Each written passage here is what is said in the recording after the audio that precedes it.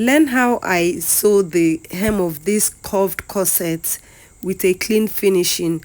First of all, I cut out a bias like this, which is 3.5, and folded the edge like this. You can wrap this on the corset first before making it, but this is how I just folded it into two and I started sewing it. So when you fold this into two, you have 1.75, right?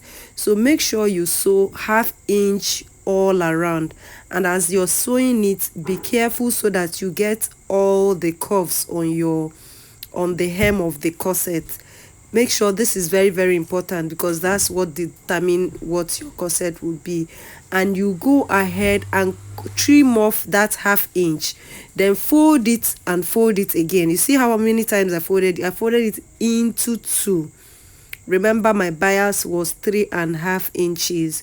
So you just go ahead and continue hemming the corset very carefully as you fold it along. If you got the curves at the initial stage, this part will be very easy for you to do.